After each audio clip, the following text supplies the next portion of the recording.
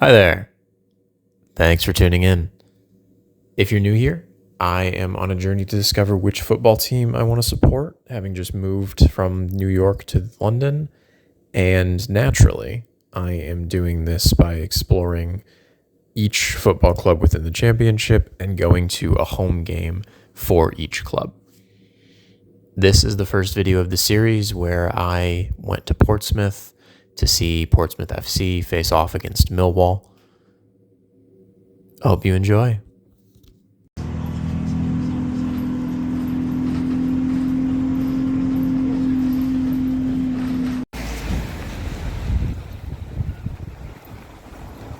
All right, so the journey has officially started. After weeks of logistics, I'm here at Portsmouth, and I have my first match at 3 p.m. at Fratton Park. Wow, it's very windy. Okay. I don't know how this audio is going to come through, so, we'll see. But before I go to the match, last night I noticed something on the bus which really intrigued me. And that is that Portsmouth has a hovercraft. So, naturally, I'm gonna go to that. I think I'm going the right way. But it could be just entirely the other way. I'm not exactly sure. Hold on.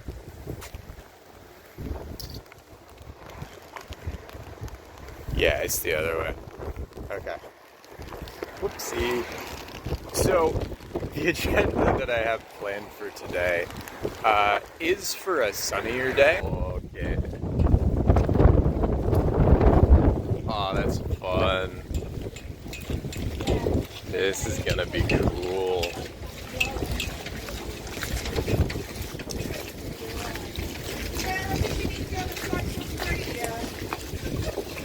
I also love that it's dog friendly. I'm gonna have to dog. So the lady at the reception said that it would be very roller coaster like, which I love a good roller coaster, honestly. And I think that this is smoother than a ferry ride would be in the same rough waters. And it's fun.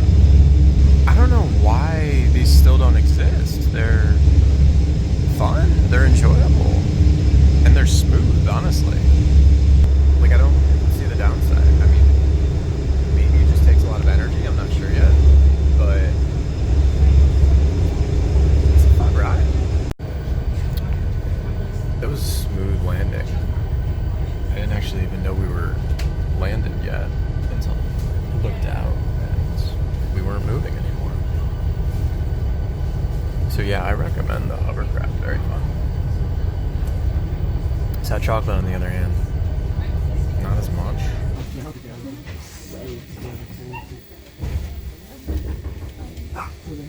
There's a dog. Aww. It was very calm on the flight though. I didn't hear, I think there are 3 on this plane. I didn't hear a single dog noise. Well, now I do, but okay.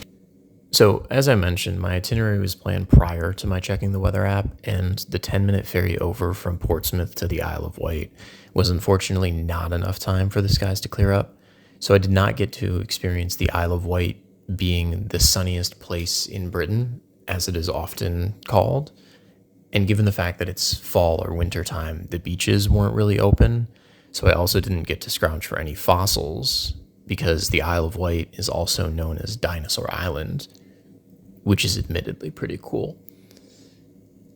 I did notice one thing that was really interesting, though.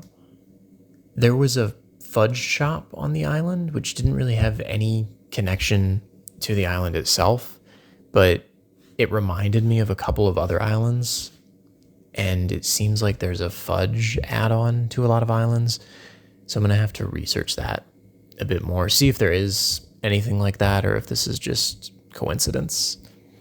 But this trip was very much an add-on, impromptu, so all in all, no love was lost.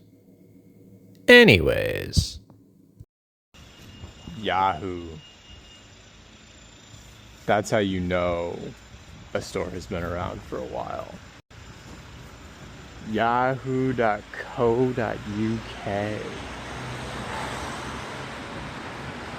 That's fun. They're trash cans. They got flamingos on them. There's a bus museum. I feel I was led astray. This is just a residential neighborhood. There's no bus museum. Wait. Hold on. Bus museum! So the signs just aren't all that clear. But we continue on to the bus museum.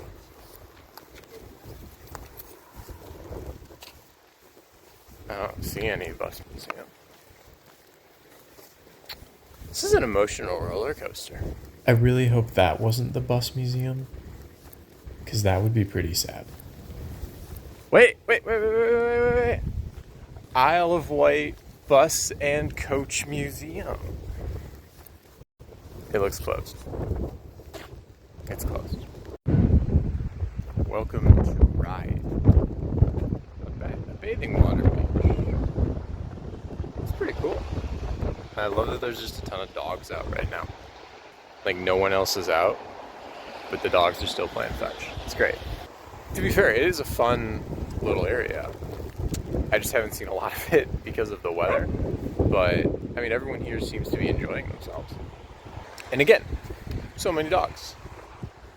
I love that. There's bowling. Look.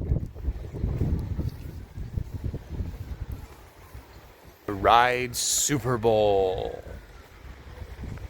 That would be fun. So, slight snafu. The Hovercraft is canceled going back. At least the next one is. Although, it's right there. So I'm not sure what's happening there. But now I'm going to take a ferry back. It's a little bit later, but only like 15 minutes, so I should be fine. The tower is where I'm going to go next. So the Spinnaker Tower is a centerpiece to the redevelopment of the Portsmouth Harbor, and the design specifically, which is supposed to look like a sail, was chosen by residents. 3 were submitted, and this one was chosen, and it was opened in 2005. Ever since, you've been able to go up, which is a big perk to me, because I did once travel to Canada just to eat at the CN Tower, so I'm no stranger to heights and eating at tall heights. There is an afternoon tea. I'm not going to partake in it because I personally just don't like tea that much. Unfortunately, I wish I did. But there's also drinks in the evening. Just, the current situation of the weather, and then also nighttime. I'm not going to do that, but I am going to go up it. And we'll see what it looks like. I also noticed that on the website, they have a New Year's Eve party at the Spinnaker Tower, which that could be fun. So if you're looking for a fun, maybe a little bit out of the ordinary New Year's Eve trip, Portsmouth. I guess I can test my comment before of saying that the Hovercraft was a smoother ride than a ferry would be in the same rough waters. So that kind of works out, actually. Very English weather we're having today. Given the fact that we haven't even set sail yet and we're already jostling around, I have a feeling I'm right. But we'll find out. Alright, well, I was definitely right. The ferry is way bumpier than the Hovercraft. Drops you off at a train station. And right there is the Spinnaker, which is where I'm going next. So, yeah, exciting. Alright, well, this wasn't planned, but Fratton Park, where I'm going next, which is where the match is, you can see right from here. A little bit of serendipity there. Okay, so this is pretty cool. I guess because of the weather, no one is up here in the garden, so it's just me. I mean, being here alone is pretty cool. Right? If you look up, it's open air. You can see the top of it right there. You've got, the mandatory social media background pic, the Spinnaker Tower. But yeah, pretty cool. I do like the garden vibe as well. It's a nice little respite.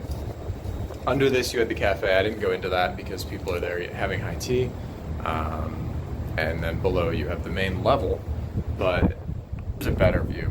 This side view doesn't have as much rain, so you can kind of see total. I was going up the stairs. It had references of other really tall buildings, and I guess how many steps you are from those buildings. CN Tower was one of them, and it said 2,000 plus, so it really does put it into perspective.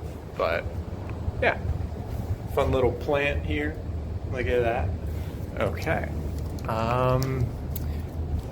Oh, there's an owl standing guard of sorts.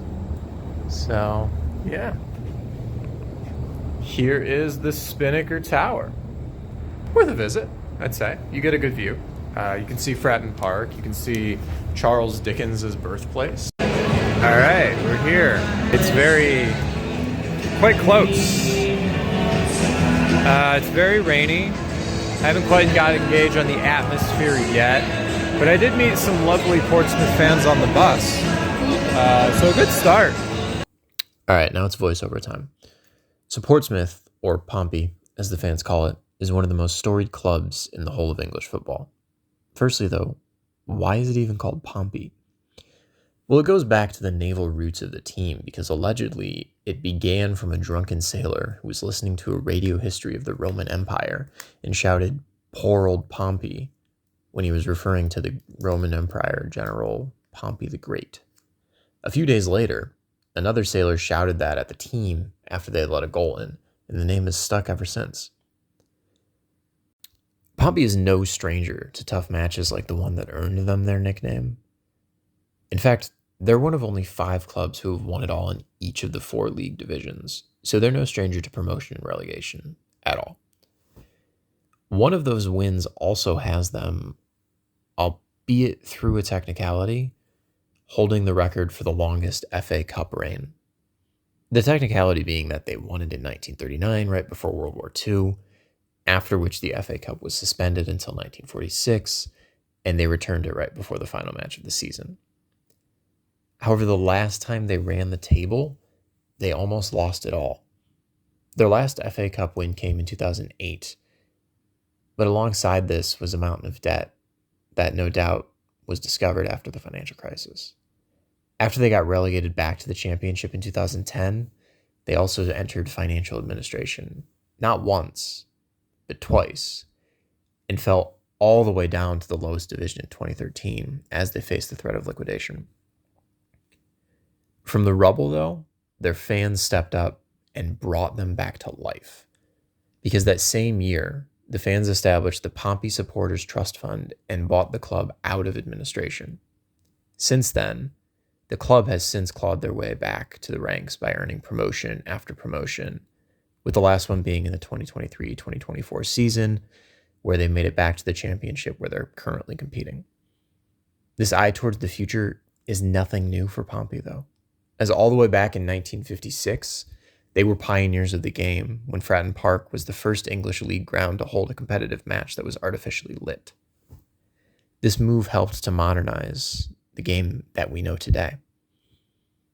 All told, Pompey certainly has a storied history and a bit of a rags to riches timeline, which makes it a fun team to support, with fans as loyal as can be. All right, match 1 is in the books, and I've certainly learned a couple things about this journey, the first of which being where I sit. Now, maybe naively, I just wanted to sit as close to the pitch as possible so that I could really get that experience. But, the weather is tough, or it certainly can be. It was very cold, it was rainy, and it was a bit miserable today because I was in row B. And going forward, I've already bought a couple of the other tickets, and I'm going to be pretty close to the pitch for those. But for the ones that I haven't bought yet, I might go a couple steps back because then I'd be protected from the elements. When you're not, the rain's just coming down on you, and you're in your coat, and the weather is just not your friend. But despite that, the fans showed up. That stadium was packed. And one of the comments that really made me laugh was one of the fans that I was sitting next to. He made a remark at the end because Portsmouth beat Millwall 3-1, and I guess having 3 goals at Fratton Park wasn't a thing that he'd seen yet. And he was just like, was it worth the hypothermia? Yeah, it was. And that really speaks to kind of the fan mentality here. They really do bleed the colors. I ran into a couple of really lovely individuals on the bus there. And we were talking about, life, and I was telling them about what I was doing here. And they were telling me about how long they've been, supporters. And one of them was a season ticket holder. He'd been a season ticket holder since he was a kid. And, that really speaks volumes to the loyalty of a team. And also, they were just very nice, hospitable, helpful individuals. One of them was at stand B, same as I, and he was going to the store after we got off the bus, but he showed me how to get in to the stadium, which I thought was really nice and really helpful. Now, as for Portsmouth as a city, it's a lovely little coastal city. I can definitely see the appeal. It has a very clear naval history and a naval background. But ironically, everyone shouts Blue Army when Portsmouth FC is playing. And I got a chuckle out of that. Anyway, not the point. There's a lot to see here. Firstly, the Hovercraft is really fun. If you haven't ever gone on it and you are here, I do recommend it. It's also cheaper than the ferry, so there's absolutely no reason not to. And it's quicker. So, to me, it's a no-brainer. But the Isle of Wight is, it's okay. It's not where I would spend a day. There's just not a lot to do there. When I was driving back in an Uber from the match, actually, my Uber driver made a comment that the Isle of Wight is mostly where retirees live because it's more laid back. It's really safe. Everyone knows who you are and everyone knows your business. And I think that rings true. And I think Portsmouth is a little bit like that as well. It's a smaller city. It's a coastal city. They are more on the laid back lifestyle. One thing that really surprised me was the food options aren't as coastal. There was a lot of fish and chips, sure, but that's a London thing. But I didn't see seafood options. Like, I didn't see one sushi restaurant. And perhaps that is a British thing. I don't know. But being in a coastal city, I would expect to see shrimp or prawns, as they call it in the UK, or some sort of seafood element. And going through Old Portsmouth and I don't know if it's New Portsmouth, I didn't really see that, which did surprise me. The transit, on the other hand, was a bit of a mixed bag. Getting here from London was really easy. I went straight from Clapham Junction directly to Portsmouth, and I could have gone from Waterloo directly to Portsmouth as well. So, that couldn't have been easier. There's a direct train. But the transit, when you get to Portsmouth, during the day, it was great. I got to and from the Isle of Wight very easily. The transit in the Isle of Wight was also pretty good and pretty clearly marked. And when I got back to Portsmouth, it was pretty simple. I was able to take a bus directly from where I was at the mall area near where the Spinnaker Tower is to Fratton Park. It couldn't have been more than 20 minutes, and they even have chargers on the buses with USB-A and USB-C. So it is modern, it is quick, it is easy. On the way back from the match, however, completely different story. I don't know why exactly, but all of the buses were pretty much rerouted. And I was checking Google Maps and I was checking City Mapper, and it was just telling me this is how you get there. And I'm just like, okay, simple enough. So I went to the bus station and I waited 15 minutes. The 8 minutes away bus only moved to 6 minutes away. So I did have to end up taking a Uber back, which is a bit of a dock. You should be able to get to your match if you're a home team supporter pretty easily. And getting to the match is easy. But getting back, which arguably would be more important because, at the match, you've got time to prep. You've got time to get there early. But when the match is over, it's later in the day, you're hungry. If it's rainy out and it's wet, you're a bit cranky, and you don't want to have to be waiting around for all of those different options, and that's what I saw. There were some other fans that were waiting there with me, and they were there for at least 40 minutes. I took a detour into KFC because I needed to get warm and I needed to get dry.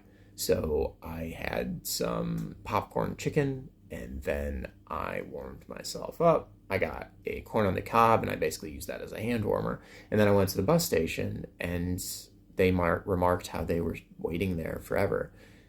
And it was true. And yeah, I didn't love that. Lastly, and in this case, most disappointingly, is the mascot. I was actually really excited because Portsmouth's mascot is Nelson the dog, and I love dogs. But you don't really see Nelson at all. He's not on the sidelines rallying the fans. He's nowhere to be seen. You see him maybe for a couple of minutes before the match starts, before the players are introduced. He doesn't do anything. He just kind of walks on and isn't animated, doesn't really do anything. And then he disappears. He wasn't even at the mid-break. I don't know where he went, but that was a bit of a letdown. So I don't really know how to gauge this one because there was no mascot interaction at all. So that was Portsmouth, and the next match I have is Southampton versus Leicester. It's not far from here. It's about an hour by train, which is pretty simple. And stay tuned.